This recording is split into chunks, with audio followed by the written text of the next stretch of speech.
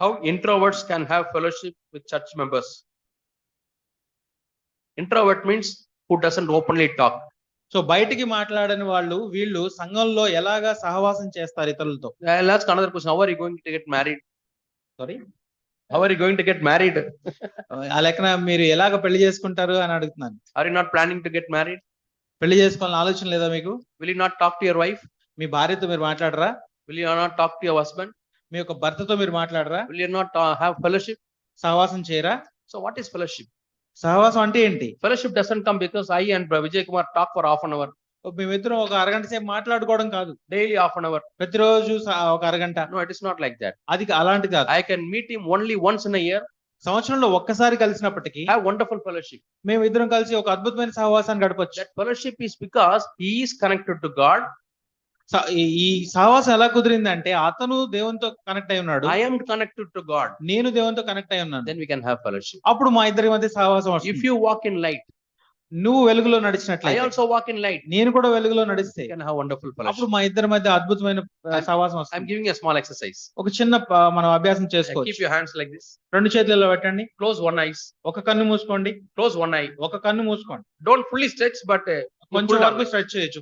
పూర్తిగా కాదు, కొంతవరకే. At one stretch, you have to make the both fingers meet. ఇప్పుడు ఒకేసారి మీరు ఏం చేయాలంటే అన్ని Try. వేళ్ళు ఒకేసారి కలవడానికి ట్రై చేయండి.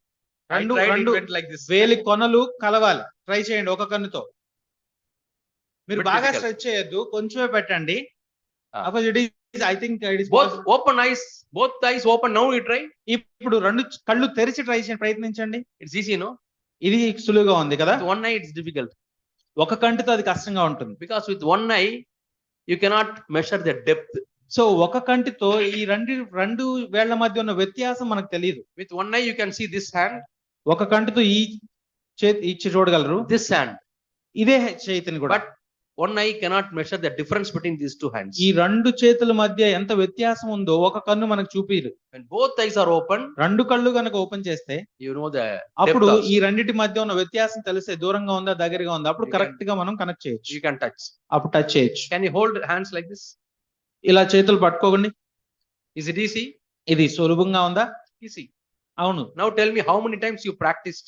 మీరు దీన్ని ఇలా చేయడానికి ఎంతకాలం ప్రాక్టీస్ చేసి ఉంటారు? ఇలా No చేయడానికి need to practice. దాన్ని ఏమి అభ్యాసం చేయాల్సిన Then అవసరం how లేదు. the both hands come like this? రెండు చేతులు దగ్గరికి వచ్చినప్పుడు Because this hand is connected to your brain.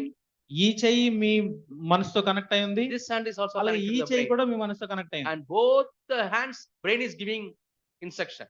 So ఇక్కడ మెదడు మీకు ఆ సూచనలు ఇస్తుంది. So it can hold like this, so ఇలా పట్టుకోండి, hold like this, ఇలా పట్టుకోండి, hold like this. ఇలా పట్టుకోండి.